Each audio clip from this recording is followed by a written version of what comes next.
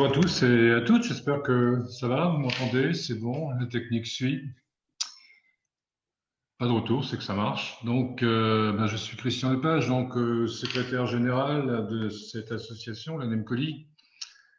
Pour ceux qui ne nous connaissent pas bien, bon, on va rappeler que nous sommes une association de microbiologistes dans le domaine cosmétique et strictement dans ce domaine. L'association a été créée en 1976 à Lille, donc on a un peu de recul. Et son objectif est de faire en fait la promotion de la microbiologie cosmétique, ce qui revient à se préoccuper en permanence de l'actualité de la microbiologie cosmétique, que nous traitons, on verra, sous forme de séminaires, mais qui peut également nous amener à mettre en route des études techniques, avec éventuellement des publications qui vont derrière. Et depuis quelques années maintenant aussi, nous avons mis en place et organisé un système d'essais d'intercomparaison. Donc d'intercomparaison pour la mesure de l'activité antimicrobienne des produits. Donc toutes ces activités en fait sont généralement rassemblées, présentées chaque année sous forme de ce que nous appelons des journées d'études. Donc c'est 2 jours en présentiel à Lille. Et évidemment, pour cette année, malheureusement, nous n'avons pas pu vous offrir le café d'accueil, les croissants, etc. On va donc utiliser cette technologie comme on vient de vous l'annoncer. Nous espérons néanmoins pouvoir revenir le plus rapidement possible sur un format présentiel, hein, dès que ce sera possible, alors peut-être en 2021, l'avenir est encore un peu incertain. Si ce n'est pas le cas, eh bien nous reviendrons sur ces formats électroniques ultérieurement. Juste une dernière précision, vous pouvez suivre l'actualité un peu de l'association, soit sur la page LinkedIn, soit sur le site Internet. Le site Internet, pour l'instant, est malheureusement en réorganisation, mais il va rouvrir très prochainement, donc ça vous permet d'avoir les différentes informations sur le suivi des activités. Voilà, je vous disais tout à l'heure qu'on s'occupait de l'actualité. Eh bien, l'actualité de cette année, c'est bien sûr la virologie, ça ne vous surprendra pas. Et donc, c'est la raison pour laquelle on a décidé, cette matinée, donc, de parler virologie, en essayant, comme on le fait d'habitude, de cadrer le plus possible avec l'aspect pratique. Et donc, sans trop tarder, on va pouvoir passer à la première présentation. Donc, première présentation qui est consacrée un peu aux fondamentaux en virologie, dans le but d'appréhender la transmission, la dissémination des virus. Cette présentation sera faite par le docteur Vincent Moulès, à qui je vais laisser la parole incessamment sous peu. Et comme on vient de l'indiquer tout à l'heure, comme Nadine Voissioni l'a indiqué tout à l'heure, on se retrouvera donc en fin d'intervention pour échanger à partir de questions-réponses sur cette présentation. Voilà, je vais donc laisser la parole au docteur Moulès pour sa présentation. Merci beaucoup, bonjour à tous. Je vais donc partager la présentation. Je vais aussi couper la vidéo pour améliorer la qualité du débit et voilà, introduire un pointeur. Voilà, c'est une très bonne chose. Donc, j'espère que vous m'entendez bien. Donc, aujourd'hui, je vais vous présenter quelques généralités sur les virus afin de mieux comprendre les mécanismes de transmission et de dissémination de ces agents infectieux. Depuis ce début d'année, vous avez tous été sensibilisés à cette problématique avec l'émergence d'un coronavirus animal qui a franchi la barrière d'espèces et qui s'est propagé au sein de la population humaine.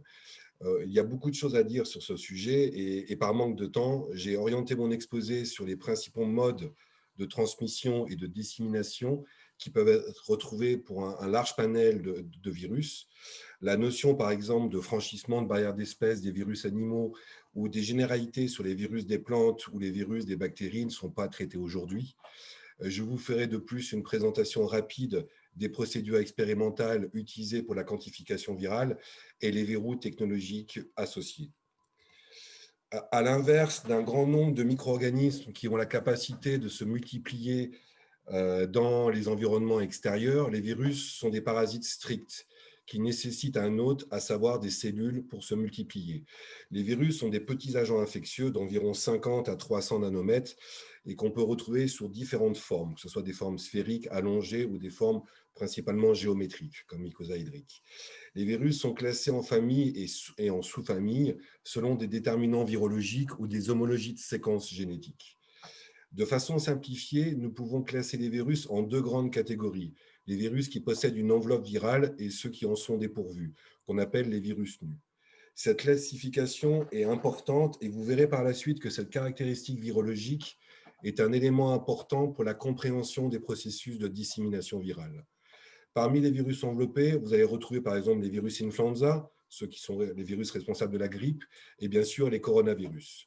Ces virus possèdent donc une enveloppe virale qui provient de la cellule hôte infectée, où sont ancrées des protéines virales qui joueront un rôle dans la reconnaissance des cellules et de l'entrée des virus. Ce sont les spicules que vous avez l'habitude de voir sur des photos de virus.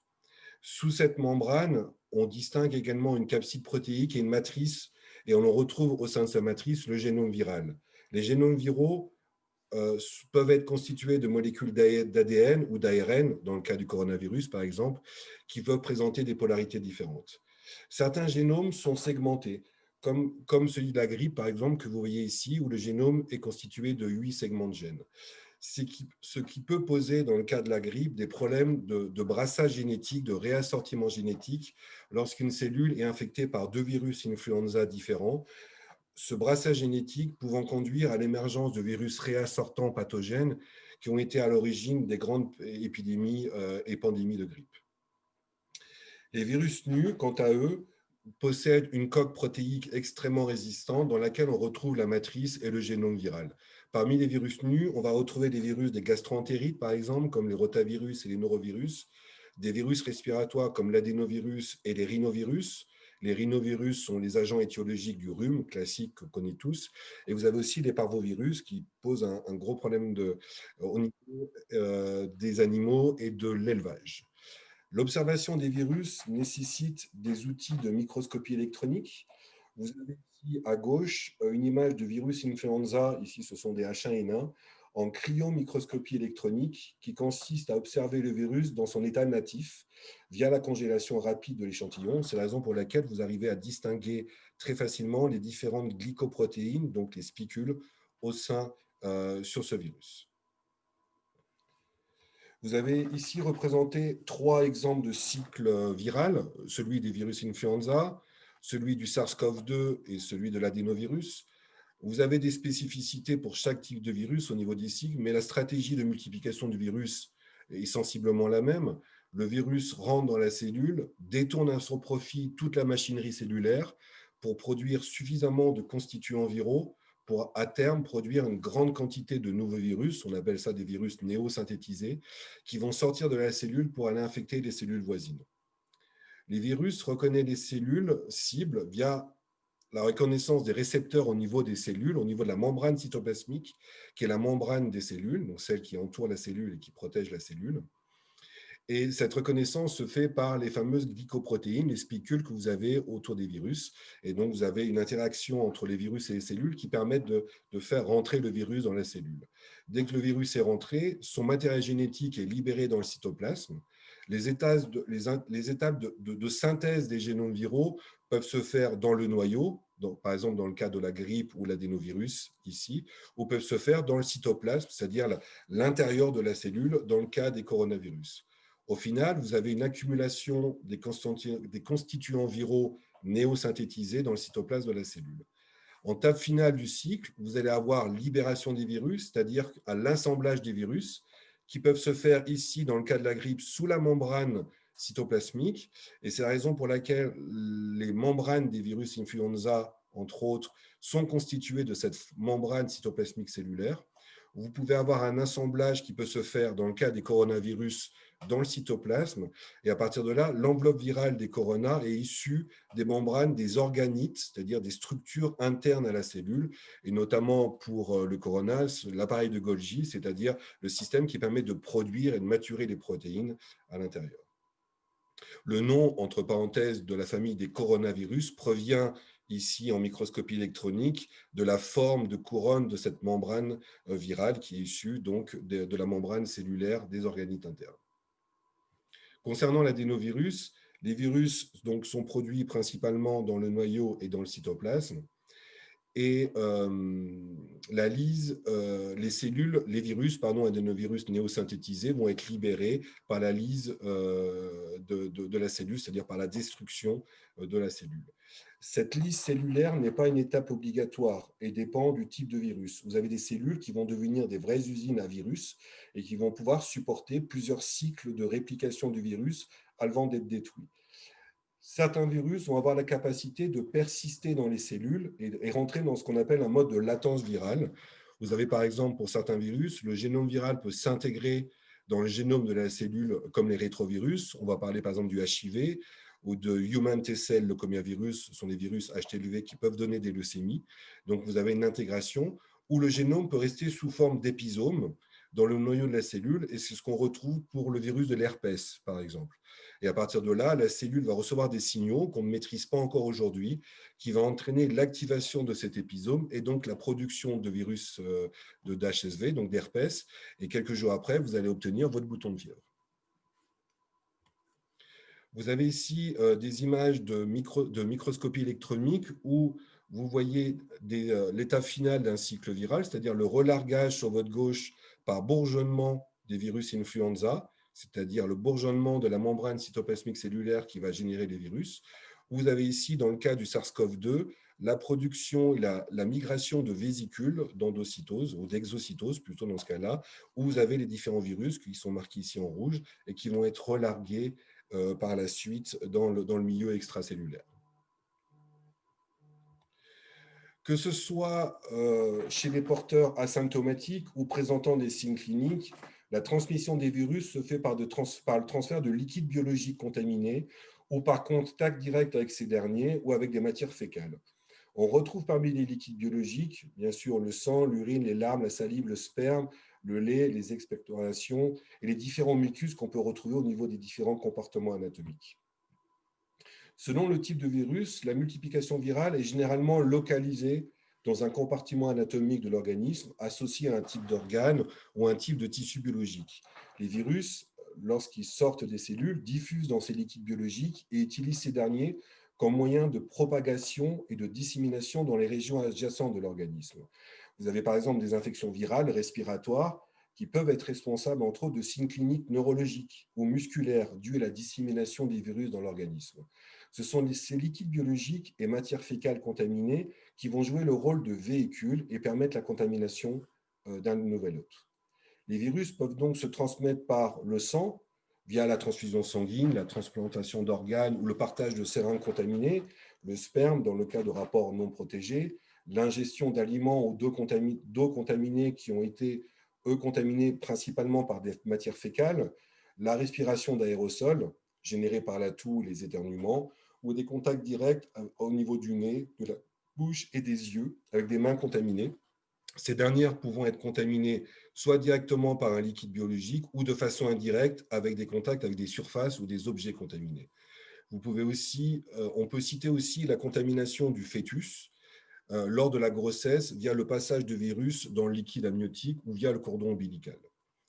L'efficacité de la transmission virale dépend de la quantité de virus et de la nature des virus principalement.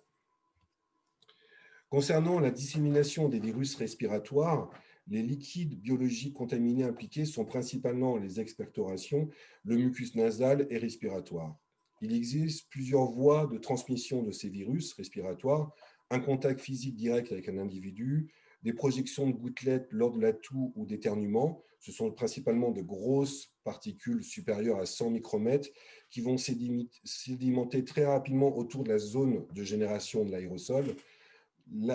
L'inhalation d'aérosols, là on est sur des particules de l'ordre de 10 micromètres qui vont pouvoir pénétrer dans les poumons et se déposer dans les régions trachéobronchiques ou nasopharyngées, ou des contacts indirects par l'intermédiaire de surfaces et d'objets contaminés. Des études de génération d'aérosols en laboratoire associées à des études de contamination artificielle d'animaux en animalerie ou des études épidémiologiques confirment le potentiel de contamination des aérosols, donc des particules inférieures à 10 micromètres, sur des courtes distances, allant de 2 à 4 mètres. Les aérosols générés par la toux et les éternuements peuvent rester quelques heures en suspension dans l'air, selon bien sûr les paramètres environnementaux, température et humidité, et l'aérolique de la zone. Il existe aujourd'hui peu d'études sur la transmission des virus par aérosol sur des distances beaucoup plus importantes. Cependant, nous n'avons pas beaucoup d'informations sur la quantité de virus présents dans ces aérosols et notamment la quantité de virus infectieux. Les méthodologies de quantification des virus à partir de prélèvements d'air sont principalement orientées vers l'utilisation d'outils de biologie moléculaire. Ce point vous sera beaucoup plus détaillé par le docteur Vacher dans le prochain webinaire. Une étude a récemment été réalisée sur les virus SARS-CoV-2 et SARS-CoV-1. Cette étude a montré qu'il était possible de quantifier des virus infectieux dans un aérosol généré en laboratoire jusqu'à 3 heures post-aérosolisation. De façon générale, la viabilité des virus dans les aérosols dépend de la taille des gouttelettes, la quantité de virus dans ces gouttelettes, qui est souvent associée au statut clinique du patient qui va générer ces aérosols, et bien sûr la composition, c'est-à-dire la composition en protéines et en lipides qu'on retrouve au niveau de ces microgouttelettes, qui est souvent un mix entre le mucus nasal, respiratoire et la présence de salive. Et bien sûr, les paramètres environnementaux, la température et l'humidité, qui sont des paramètres fondamentaux pour la stabilisation des aérosols au niveau d'une pièce. Longtemps sous-estimé, et quel que soit le domaine d'activité, la persistance de virus infectieux sur les surfaces inertes et objets est déterminante dans le processus de dissémination des micro-organismes. Et elle est aujourd'hui considérée comme un des principaux modes de propagation d'un large éventail de virus pathogènes. Les mains, qui peuvent être directement contaminées par un liquide biologique, jouent le rôle de vecteur entre les surfaces et objets contaminés et les zones d'entrée du virus dans l'organisme, qui sont les yeux, le nez, la bouche, par exemple. En plus de la distanciation sociale pour les virus respiratoires, la désinfection des mains est un élément clé dans la limitation de la propagation virale. La mise en place des stratégies de désinfection des mains pour la gestion de la contamination SARS-CoV-2 ces derniers mois a entraîné de façon extrêmement intéressante une baisse très significative du nombre de cas de gastroentérite virale. Les mains étant un vecteur très important de dissémination des rotavirus et norovirus, qui sont ces agents étiologiques des gastroentérites qu'on retrouve dans les fœces. La contamination des surfaces peut se faire par des contacts directs avec des liquides biologiques contaminés, des aérosols ou des gouttelettes générées par la toux et les éternuements, des mains contaminées, ou lors de la manipulation d'objets et de contact d'objets entre eux avec un objet contaminé. Lorsqu'un liquide biologique contaminé arrive sur une surface ou un objet, il vient déposer sur cette dernière, bien sûr, des virus, mais aussi potentiellement des bactéries, ainsi que des protéines, lipides et autres produits organiques qui sont les constituants du liquide biologique. Vous avez régulièrement, pourquoi on peut avoir des bactéries? Parce que vous avez régulièrement des co-infections virales et bactériennes, selon les pics épidémiques des pathologies. Il est donc régulier d'avoir dans un échantillon de prélèvement de virus, d'avoir des bactéries dans le même liquide biologique.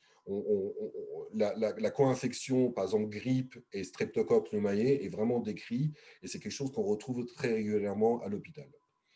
La surface qui va être contaminée ici peut aussi contenir une flore bactérienne et un niveau de salissure en fonction de quelle manière sa surface a été nettoyée ou désinfectée. Le virus, donc, ici les points noirs, se retrouve donc dans un inoculum complexe qui va sécher au cours du temps, en quelques minutes à quelques heures selon la quantité de liquide biologique déposé. Les virus étant des parasites stricts, la quantité de virus sur la surface va donc diminuer au cours du temps. Le potentiel de transmission d'un virus via les surfaces dépend donc de sa capacité à rester infectieux sur les surfaces. Plus le virus reste infectieux longtemps, important, plus le potentiel de transport de ces virus via les mains, par exemple, jusqu'aux entrées de l'organisme est importante.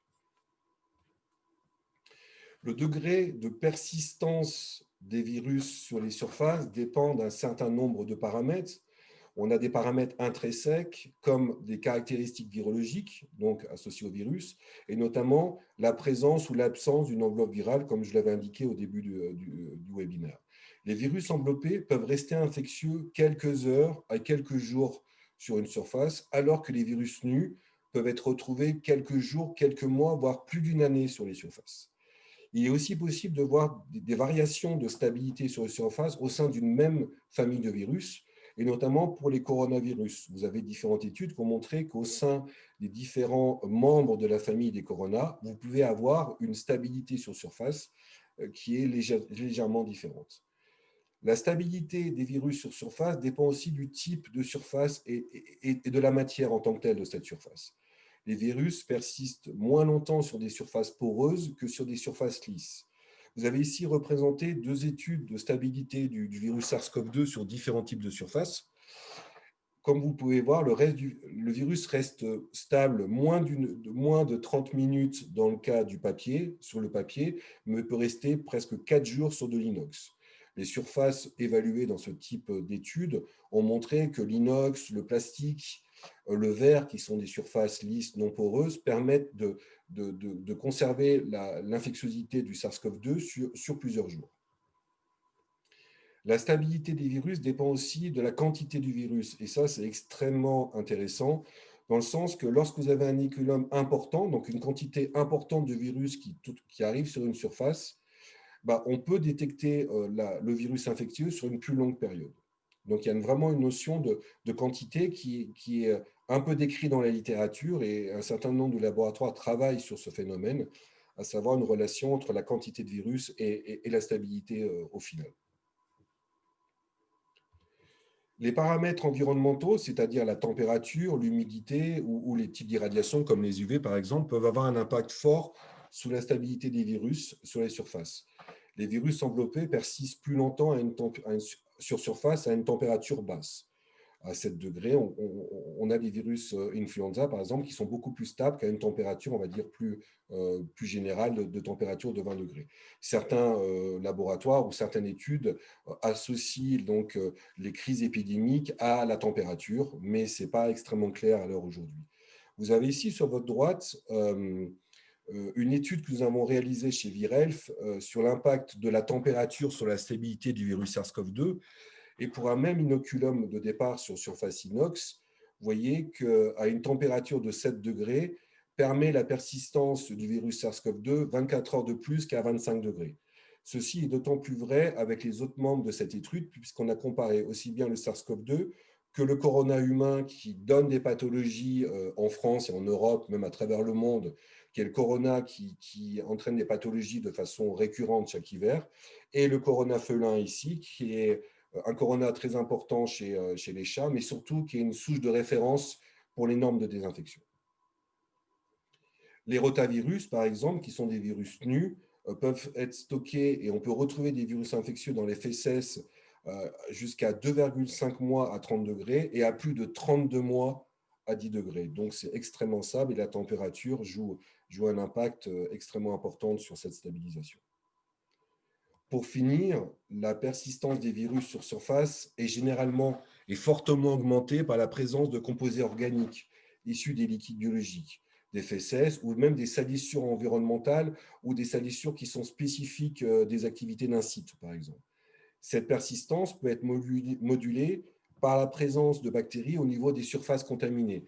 Ces bactéries pouvant jouer un rôle de protection à la dissécation des virus sur la surface. Mais vous avez aujourd'hui très peu d'études qui confirment ce positionnement de la bactérie. Une étude récente a montré que les pectinoglycanes, donc les ramifications sucrées qu'on retrouve au-dessus des bactéries Gram+ dans l'environnement, semblent augmenter la stabilité du poliovirus, par exemple. En termes d'impact des composés organiques, je vous ai mis un certain nombre d'exemples. Par exemple, il est possible de détecter du virus HIV dans des salissures de sang séché après plusieurs semaines au moment du dépôt sur la surface, alors que le virus HIV est un virus enveloppé, donc relativement fragile. La présence de résidus de fesses permet de maintenir l'infectiosité des virus entériques, comme les rotavirus et le norovirus, sur une plus longue période. vous avez eu une publication d'une étude japonaise en 2015 qui a montré la présence de rotavirus sur des surfaces environnantes d'un cabinet de toilette qui avait été utilisé par un individu avec des signes de clinique de gastroentérite aiguë.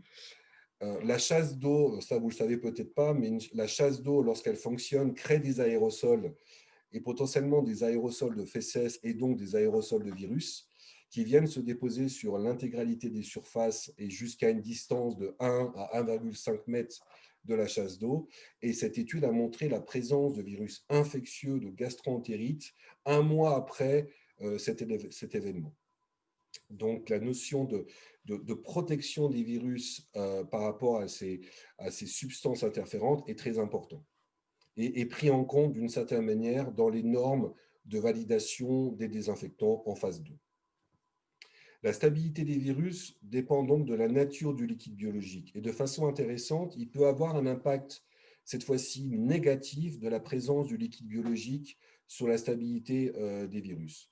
Pour les virus respiratoires, par exemple, la présence de mucus nasal respiratoire mélangé à la salive qui accompagne ces derniers lorsque les virus sont excrétés, aujourd'hui n'est pas extrêmement clair. On ne sait pas si on a vraiment un impact positif ou négatif. Par exemple, une étude d'un laboratoire suisse a montré que la présence de mucus nasal permettait la persistance du virus H1N1 jusqu'à 17 jours sur les billets de banque. Comme pour les rhinovirus, la présence de mucus nasal semble avoir un impact négatif sur les coronavirus, sur surface, et semble être température dépendant. Vous avez ici sur la droite, dans des résultats de notre étude, visant à étudier l'impact d'un mélange mucus nasal et salive que nous avons reconstitué en laboratoire sous la stabilité du virus SARS-CoV-2 et sur d'autres coronavirus. Et à 25 degrés, la présence de cette interférence semble réduire très fortement la durée de vie des SARS-CoV-2 et des coronavirus au sens large du terme, avec une détection maximum de virus infectieux SARS-CoV-2 30 heures après l'inoculation. Nous avons fait des hypothèses dans cette étude, et notamment la présence dans ce type de liquide biologique de protéines actives antibactériennes et antivirales qui font un peu partie de ce qu'on peut appeler la réponse immunitaire non spécifique d'un hôte. Et ces protéines actives jouent un rôle de barrière, de protection de l'organisme.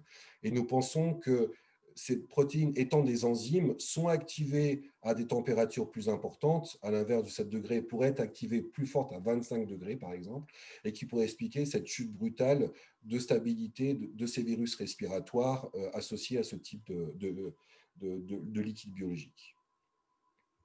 Au niveau international, vous avez environ une quarantaine de publications scientifiques qui décrivent la présence de virus sur les surfaces retrouvés dans divers environnements comme les bureaux, les habitations, les espaces publics, les écoles, l'hôpital. Ces surfaces contaminées pouvant devenir des réservoirs et une source de contamination par les mains, entre parenthèses. En période épidémique, des études ont montré que 50% des objets sélectionnés, des objets courants dans un environnement domestique, comportaient des virus influenza et comportaient des virus influenza infectieux. La détection de virus influenza et de norovirus ont été aussi étudiées dans une étude que je vous invite à lire, qui est vraiment très sympa, sur la présence de ces virus dans des classes, et donc dans des classes élémentaires en période épidémique. Dans cette étude, ils ont sélectionné un certain nombre d'objets comme des claviers, la fontaine à eau, les bureaux, les supports de papier hygiénique qu'on retrouve dans les toilettes des écoles. Et ils ont montré que 22% sur l'espace de 2 jours, 22% de ces objets étaient contaminés par les norovirus et 50% de ces objets étaient contaminés par des virus influenza.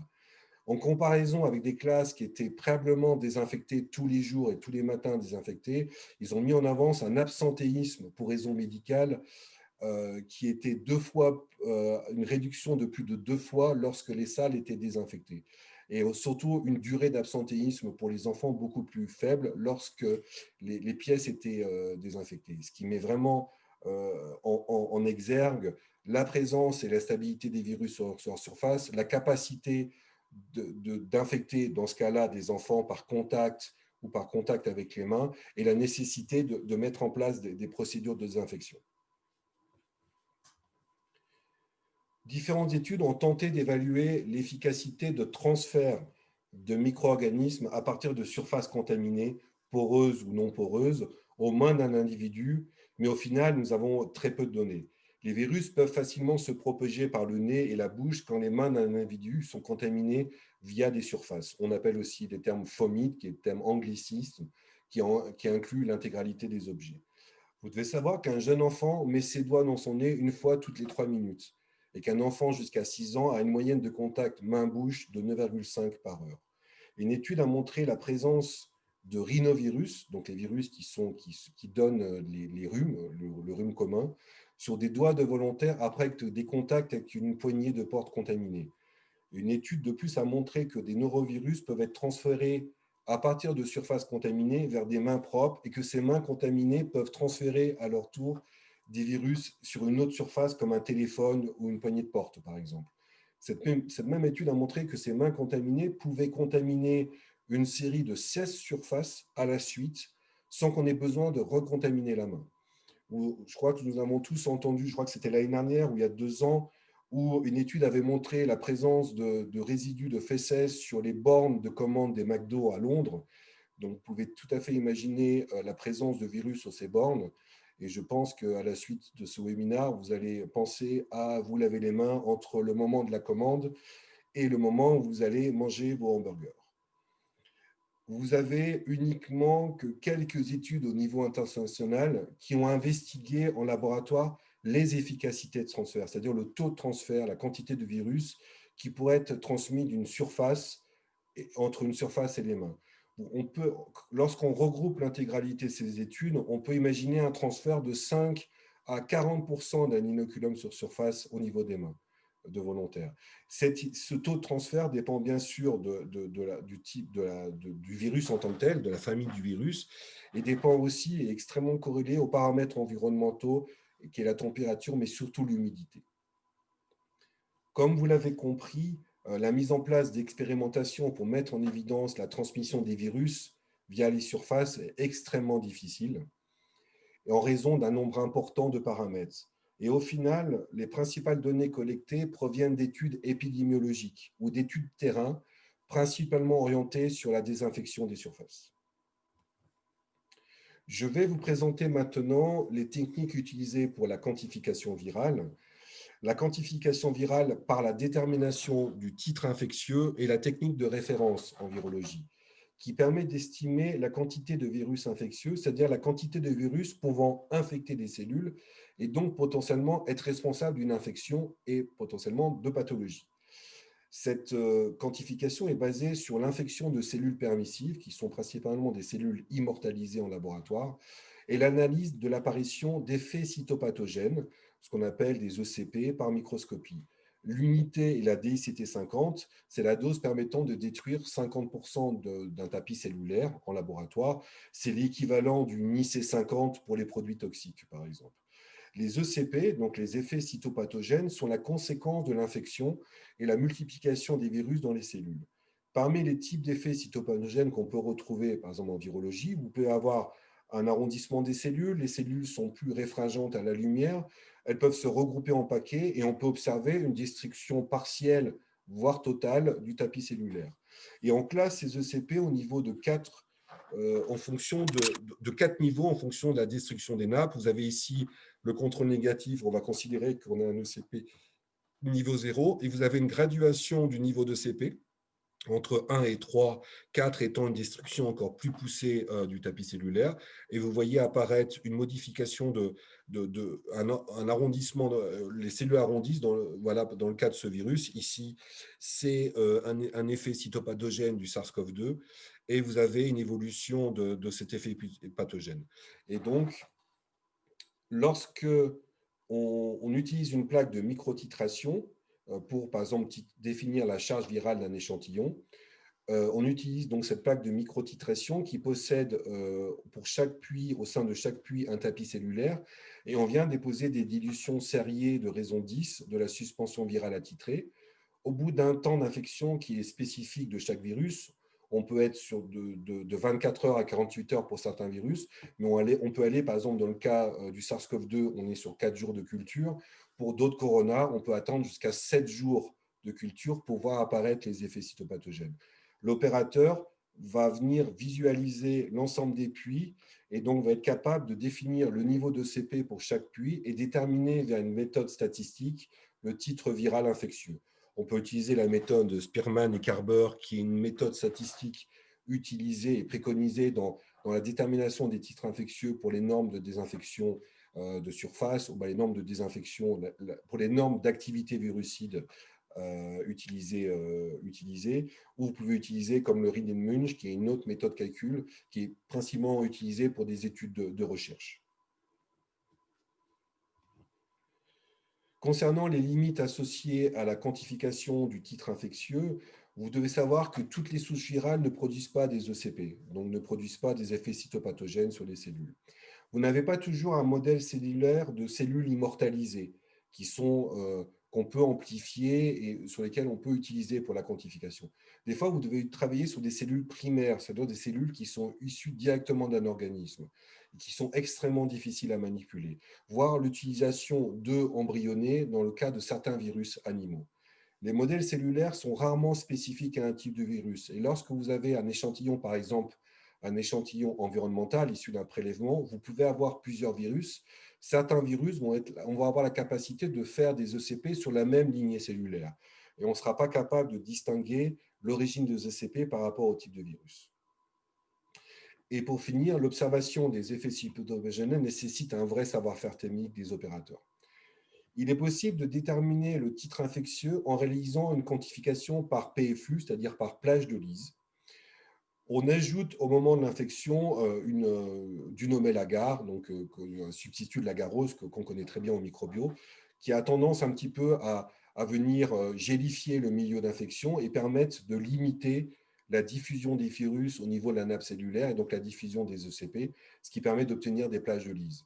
Le titre infectieux se détermine par comptage des plages de lyse, de la même manière où on détermine un titre infectieux pour les bactéries, où on va compter des colonies sur un milieu gélosé. Ce type de protocole n'est pas applicable pour tous les virus, mais sachez que la titration en PFU est une titration plus fine et beaucoup plus proche de la réalité qu'une titration en DICT50. La quantification des titres infectieux est la méthode de référence utilisée pour la détermination des activités virucides des désinfectants selon les standards, que ce soit français, européens ou internationaux. L'utilisation d'un système cellulaire nécessite donc, dans le cadre de ces essais standardisés, la réalisation d'un témoin de cytotoxicité et d'un témoin de sensibilité cellulaire.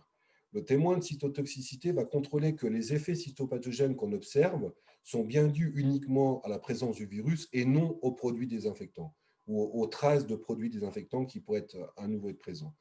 Le témoin de sensibilité cellulaire va contrôler que les traces de produits désinfectants lors de l'essai ne vont pas modifier la surface des cellules et donc ne pas modifier la sensibilité des cellules à l'infection. Je pense que M. Matisiak développera ce point au prochain webinaire. En dehors de la détermination du titre infectieux, il est possible de réaliser des quantifications relatives en réalisant soit un immunomarquage et le comptage des cellules infectées en microscopie fluorescence ou en confocale, par exemple. On peut mesurer l'activité enzymatique d'une protéine virale particulière. Par exemple, dans le cas de la grippe, il est assez facile de quantifier l'activité sialidase, donc l'activité de la neuraminidase, qui est une sialidase qui se trouve à la surface des virus. On peut quantifier les protéines virales totales, ou on peut réaliser des comptages de virus par système optique ou laser. Ces systèmes sont en cours de développement aujourd'hui et sont extrêmement efficaces pour compter les bactéries. Dans le cas des virus, ça nécessite encore de la mise au point parce qu'il est difficile des fois de faire une différence entre un débris cellulaire et le virus en tant que tel. Dans l'échantillon que vous souhaitez quantifier au laboratoire, vous pouvez retrouver, et ça c'est très important de savoir ça, vous pouvez retrouver des virus infectieux, mais aussi des virus défectifs pour la réplication et retrouver des génomes viraux. Les virus défectifs sont des virus qui ne peuvent plus infecter une cellule.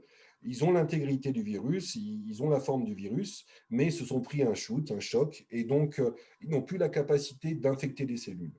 Les génomes viraux qu'on retrouve dans ces échantillons sont issus de la liste des virus et lors de la manipulation de l'échantillon ou lors du stockage ou du conditionnement de l'échantillon.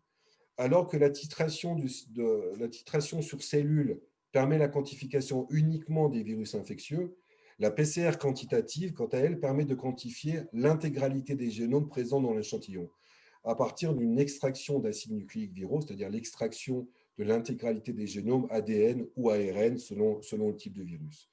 Ces génomes sont issus, donc c'est les génomes totaux de l'échantillon, sont issus donc des génomes qui étaient présents dans les virus infectieux, les génomes présents dans les virus défectifs et bien sûr les génomes libres qui étaient en suspension. L'utilisation d'une gamme étalon ici associée à la création d'une courbe standard permet la quantification des échantillons. La quantification par qPCR et RT-qPCR, dans le cas par exemple du coronavirus, une RT-qPCR, c'est une technique qui est extrêmement sensible, mais nous donne une information sur la quantité relative des virus dans l'échantillon, mais ne nous donne pas d'information sur la quantité de virus infectieux qui étaient présents dans cet échantillon. Lorsqu'on souhaite quantifier des virus non réplicatifs, par exemple comme les virus AAV, les Associated Adenovirus Virus, c'est des virus qu'on utilise en industrie pour la thérapie génique, par exemple, ou lorsqu'on souhaite travailler sur des virus qui ont des difficultés à se multiplier sur les cellules, comme par exemple le papillomavirus, les papillomavirus qui sont responsables du cancer du côlon de l'utérus, par exemple, il est possible d'utiliser la PCR quantitative en traitant l'échantillon de départ avec une enzyme, donc une DNase ou une RNA, des enzymes qui vont venir grignoter les génomes, donc les structures, les acides nucléiques qui peuvent être présents dans l'échantillon, afin d'éliminer les génomes viraux. Et la quantification par qPCR permet de quantifier les génomes viraux qui sont issus uniquement des virus infectieux et des virus défectifs. Il est très compliqué de faire la différence entre virus infectieux et défectifs avec ce type d'outil. Mais cette approche est toujours compliquée lorsqu'on souhaite réaliser des digestions enzymatiques à partir d'échantillons de prélèvement ou d'échantillons qui peuvent être complexes. Des prestations de quantification de virus à partir de prélèvements sur site basés sur des échantillonnages de surface sont proposées par des laboratoires d'essai. Certains même proposent aujourd'hui des prestations sur SARS-CoV-2. Ces prélèvements pourraient être, dans l'absolu, analysés sur une lignée cellulaire, ce qui permettrait de confirmer la présence de virus infectieux sur site, par exemple, excusez-moi, dans l'échantillon. Mais au final, cette approche est relativement compliquée en raison de livrables qui sont parfois longs, entre 48 heures et 10 jours selon le virus qu'on recherche, une sensibilité qui est moyenne, la sensibilité sur cellules est toujours moyenne et vous avez besoin d'une quantité minimale de virus pour pouvoir infecter des cellules. Cela nécessite une confirmation de l'identité du virus par les méthodes secondaires. Comme je vous l'ai dit, si vous avez plusieurs types de virus dans l'échantillon, vous ne pourrez pas faire la différence au niveau de l'apparition des ECP, vous serez obligé d'utiliser une méthode secondaire, par exemple de l'immunomarquage ou différents types d'approches secondaires. Vous avez aussi la présence de polluants. Dans le cas des prélèvements sur site, vous pouvez avoir des présences de polluants chimiques et organiques qui vont entraîner la cytotoxicité. Et c'est extrêmement compliqué de lever cette cytotoxicité dans le cas de prélèvements environnementaux. Et vous avez bien sûr peu de laboratoires qui sont à même de faire des essais sur cellules, et bien sûr encore moins de laboratoires qui possèdent un confinement de niveau 3 biologique pour la quantification des prélèvements SARS-CoV-2. La méthode privilégiée aujourd'hui pour ce type de prélèvement est la qPCR, avec un résultat rapide, une haute sensibilité et une amplification spécifique du virus qu'on recherche. On peut coupler cette stratégie de PCA quantitative avec une stratégie, par exemple, de séquençage à haut débit ou d'hybridation via des puces ou des choses comme ça, pour compléter cette approche si on souhaite avoir une vue d'ensemble des différents virus qui pourraient être présents dans l'échantillon. Ce résultat de PCR vous permet donc la détection et donc potentiellement un signal positif ou négatif de détection, donc potentiellement la mise en place d'une désinfection préventive. Ce résultat confirme la présence de matériel génétique sur la surface à un moment donné, c'est-à-dire au moment du prélèvement. Est-ce qu'il y avait des virus sur la surface à ce moment du prélèvement? Et est-ce qu'il y avait suffisamment de virus infectieux en quantité suffisante pour être transportés par les mains pour créer un nouveau site d'infection ou potentiellement contaminer un individu? Malheureusement, vous ne pouvez pas répondre à ces questions avec ces approches techniques. Mon exposé est terminé. Merci beaucoup. J'espère avoir été suffisamment clair. et que je ne vous ai pas noyé dans trop d'informations, et je reste à votre disposition pour les questions. Merci pour tout. Ok, merci beaucoup, docteur Moulet, c'était très, très intéressant. Nous avons quelques questions, donc je vais remettre la vidéo. Vous voyez ma tête, voilà, super. Alors déjà, on a une demande d'une personne. Alors attendez, parce que du coup, j'arrive plus à voir. Ah oui, c'est bon. Donc j'ai une personne qui demande si c'est possible d'avoir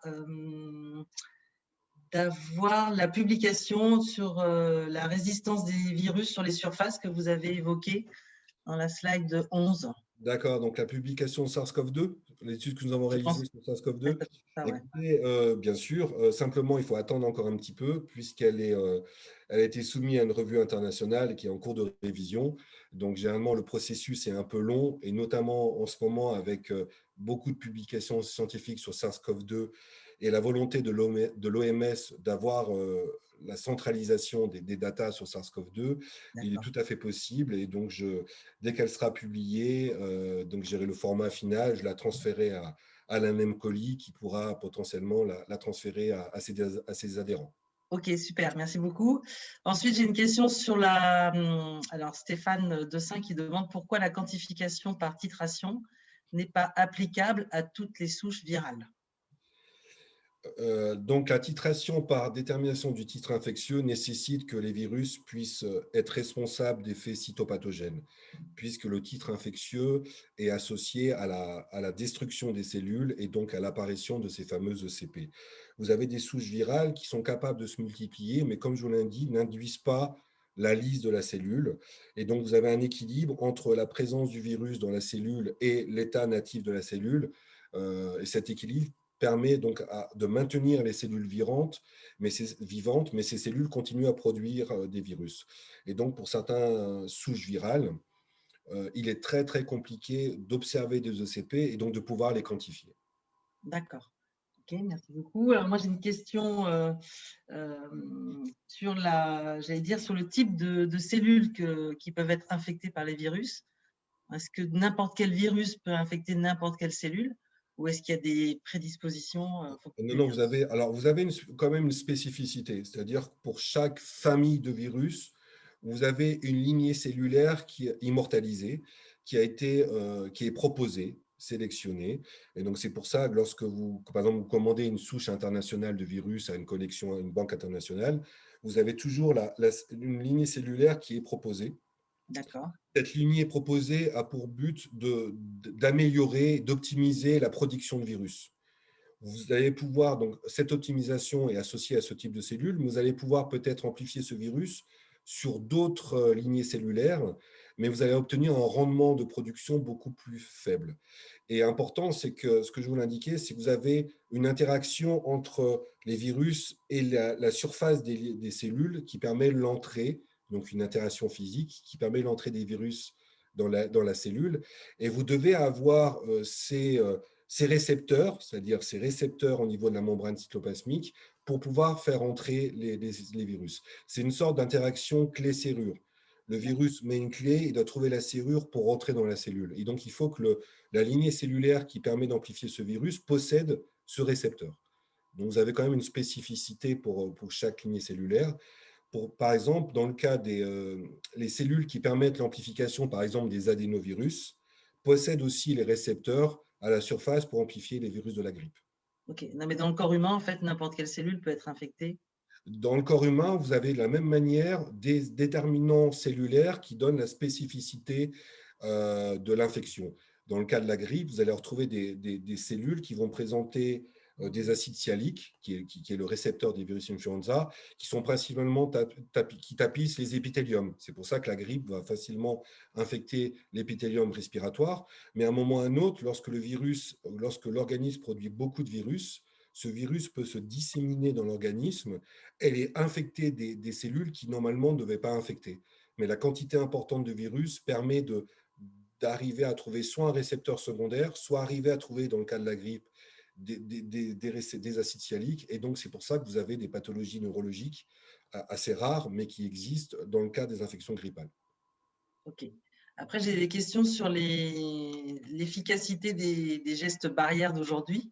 Parce que vous disiez donc en fonction des types de surfaces, poreuses ou non poreuses.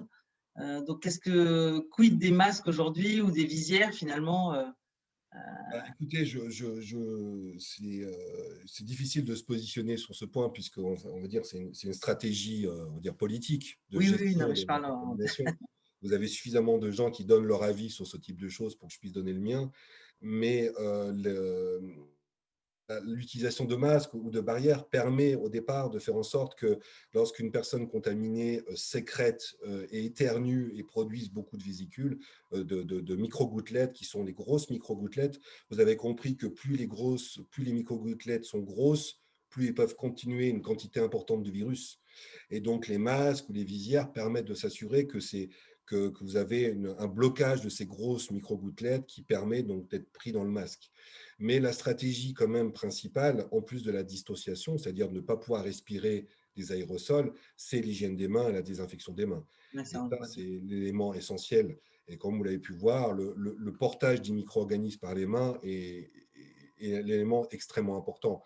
Et donc, de se désinfecter les mains avec de l'alcool, au moins à 70%, que je recommande pour le SARS-CoV-2, et de régulièrement, dès que vous touchez une surface environnante qui est en dehors de votre environnement que vous gérez, par exemple à la maison, où là vous pouvez désinfecter, mais dès que vous touchez une surface environnement, vous pouvez imaginer qu'il puisse avoir du virus encore infectieux dessus. Et donc, le lavage et la désinfection systématique des mains pour chaque contact est l'élément important. Justement, est-ce que c'est le lavage des mains et désinfection ou le lavage des mains suffit? Écoutez, alors bien sûr, généralement, ça, que ce soit en cosméto ou en pharma, on dit toujours qu'on désinfecte quelque chose qui est propre. C'est vrai. Mais dans le cas des mains, il est quand même, c'est très compliqué de pouvoir avoir un vrai lavage des mains. C'est la raison pour laquelle les gels hydroalcooliques ont été préconisés. Lorsqu'ils sont correctement, ils possèdent une bonne concentration d'alcool, il est possible, et une bonne friction, et surtout un temps de friction qui doit être respecté, ce qui n'est généralement pas le cas, malheureusement. Lorsqu'on voit des gens se frictionner les mains pendant 5 secondes, ils considèrent qu'ils ont les mains propres. Ils se trompent complètement. La friction doit être beaucoup plus importante, au moins de 30 secondes, pour s'assurer une vraie désinfection. Si vous pouvez vous laver les mains, c'est une très bonne chose. Et donc, je vous invite à faire une désinfection par la suite, puisque les procédures de lavage sont extrêmement bien détaillées dans les environnements pharmaceutiques ou les environnements techniques. Pour le commun du mortel, le lavage des mains, généralement, il n'est pas du tout efficace. Donc, le fait de faire une désinfection avec de l'alcool par la suite vous assure d'avoir des mains propres. Ok. Voilà. Donc, un des désinfectants les plus efficaces, c'est l'alcool, c'est ça? Oui, c'est l'alcool. Pour les gels hydroalcooliques, bien sûr, c'est l'alcool. Ouais. C'est ce qui est le plus efficace et c'est ce qui est surtout le plus accessible. Okay. Et pour les surfaces, vous avez des… Pour les surfaces, dans le cas du SARS-CoV-2, on est sur des virus enveloppés. C'est un virus enveloppé. Donc, c'est un virus qui reste relativement fragile et sensible aux principaux désinfectants. Donc, vous pouvez utiliser des désinfectants qui vont présenter juste un spectre limité, c'est-à-dire un spectre qui a été validé sur simplement l'adénovirus ou le norovirus, qui possède des efficacités suffisantes pour assurer une bonne désinfection. Vous n'êtes pas obligé d'aller sur des gels hydroalcooliques ou des produits qui ont été qualifiés pour avoir une activité antivirale extrêmement large. Les virus enveloppés sont des virus qui restent fragiles. Oui, d'ailleurs, c'est quelque chose que je me suis, pendant votre présentation, je pensais justement le contraire. Je pensais que le fait que le virus soit enveloppé lui donnait une protection supplémentaire et en fait… Non, du tout. Bien au contraire, parce que l'enveloppe est riche en lipides. Et en phospholipides. Et donc, à l'inverse des protéines qui ont la capacité de résister à certains détergents et surtout à certains produits, même comme l'alcool, même si l'alcool reste efficace sur les virus nus, à une concentration, à un temps de contact plus important, les membranes virales qui sont composées principalement de phospholipides sont extrêmement sensibles à la désinfection. Dès que l'enveloppe virale est abîmée ou détruite, les virus enveloppés perdent complètement leur infectiosité. Ok. Mais écoutez, c'est très clair. Est-ce que quelqu'un veut prendre la parole pour poser d'autres questions que je n'aurais pas notées? N'hésitez pas. On a encore 1 ou 2 minutes. Bonjour. Oui, J'aurais une question pour bonjour. comprendre pourquoi est-ce que la persistance virale est plus importante sur les surfaces lisses plutôt que poreuses? Alors, c'est une très très bonne question et je n'ai pas d'explication scientifique. Simplement, c'est que les virus supportent très mal la dissécation, c'est-à-dire le contact avec les surfaces, et notamment les virus enveloppés qui supportent très mal cette notion de dissécation sur surface. Et dans le cas d'une surface poreuse, vous avez l'absorption du virus, donc du liquide qui contient le virus, une absorption. Et on peut tout à fait imaginer que les contacts entre les virus sont beaucoup plus importants dans le cas à l'intérieur d'une surface poreuse que sur une surface lisse, puisque dans la surface lisse, ce sont uniquement les virus qui sont en contact de cette surface qui pourraient potentiellement subir une dessiccation. Dans le cas de l'absorption d'une solution virale dans une matière poreuse, on peut tout à fait imaginer que les contacts virus-matière sont beaucoup plus nombreux. Mais aujourd'hui, on n'a pas suffisamment de... Vous n'avez pas d'études, par exemple, qui montrent la stabilité du virus en fonction de différents types de porosité. Vous n'avez pas d'études publiées sur la stabilité du virus sur un large panel de surfaces poreuses, par exemple. Ça n'existe pas. Bah, pas encore. Très bien, merci beaucoup. Il y avait une dernière question sur est-ce que l'on sait si les virus ARN détectés dans les eaux usées sont encore infectieux? Les virus ARN détectés dans les eaux usées sont-ils encore infectieux?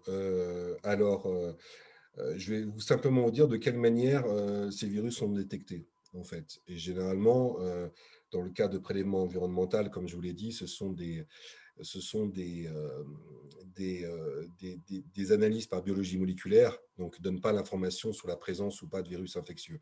Mais il n'y a pas de raison que les virus ne restent pas infectieux dans les eaux usées, d'autant plus des eaux usées qui contiennent de la matière organique. Et donc, qui permet d'avoir une protection des virus face à différents facteurs, une protection par rapport à la température même, ou voire une protection par rapport à beaucoup de choses. La contamination des eaux usées est le moyen, c'est la conséquence la plus importante de la dissémination virale dans un grand nombre de pays. Et donc, le transfert de l'hépatite E, par exemple, qui est un virus nu, dans ce cas-là, qui est beaucoup plus résistant, mais la contamination virale par l'eau usée est contaminée par les matières fécales, et je pense à l'échelle de la planète, la contamination la plus importante et la transmission du virus la plus importante. Donc, il n'y a pas de raison que les virus puissent avoir... c'est très intéressant d'étudier la stabilité des virus dans les liquides. Ça n'a bien sûr pas été fait, puisqu'il y a très peu d'études. Vous avez une étude sur SARS-CoV-2 qui montre la stabilité du virus dans les liquides, mais c'est toujours associé à des effets thermiques, de température, où ils ont montré justement qu'à 60 degrés, il était possible de détruire le virus SARS-CoV-2 en liquide. Mais la stabilité des virus en tant que tel dans un milieu liquide a été très peu étudiée. Mais il n'y a pas de raison que vous n'ayez pas une conservation du pouvoir pathogène des virus dans les liquides. Ok. Eh bien, Et écoutez, après, oui, pardon, allez-y. excusez-moi. Et après passage par station d'épuration, on est sûr que là, par contre, il n'y a plus de... Alors, je n'ai pas en tête quelles sont toutes les étapes d'une station d'épuration. Je sais qu'il y a la flocculation, je sais qu'il y a beaucoup de choses. Donc, je peux tout à fait imaginer que, et ce qui est un petit peu la stratégie, c'est-à-dire que lorsque les virus sont mélangés à la matière, et donc lorsque vous flocculez, lorsque vous regroupez la matière, vous pouvez faire en sorte de venir éliminer un grand nombre de micro-organismes, que ce soit les bactéries ou les virus. Mais je n'ai pas le souvenir que les stations d'épuration traitent la filtration sur filtrez pas H13 ou H14. Donc, dans l'absolu, il n'y a pas de raison que l'intégralité des virus puisse être arrêtée au niveau de ces stations d'épuration. Mais après, vous avez des traitements chimiques qui sont associés en amont, en aval de ce type de traitement. Et là, la désinfection semble être efficace. Les épidémies de gastroentérite dues à l'eau, on en entend parler un petit peu de quelque temps, lorsque, par exemple, vous avez un bâtiment qui a été contaminé ou une tout un domaine ou même des fois un département, une ville qui a été contaminée. Et lorsqu'on fait des recherches, on se rend compte des fois qu'il y a eu des contaminations de l'eau au niveau du captage avec des matières fécales animales, par exemple. Et donc, vous avez des risques et on arrive dans la littérature ou même sur Internet à trouver des informations où vous avez une contamination de l'eau de consommation ou de l'eau utilisée pour le côté sanitaire avec des virus. Mais généralement, l'association la problématique virus, c'est quelque chose qu'on connaît déjà depuis pas mal de temps au niveau de l'eau. Donc, j'imagine que les stations et le traitement de l'eau prend en compte, doit par contre nécessiter un traitement chimique pour les virus. Voilà. Merci. Ok. Donc, je pense qu'il va falloir que, même si c'est très intéressant et qu'on a plein de questions à vous poser, je crois qu'on va être obligé d'arrêter. Les questions auxquelles on n'aura pas répondu là, donc on fera une réponse avec le docteur Moulès. Avec plaisir.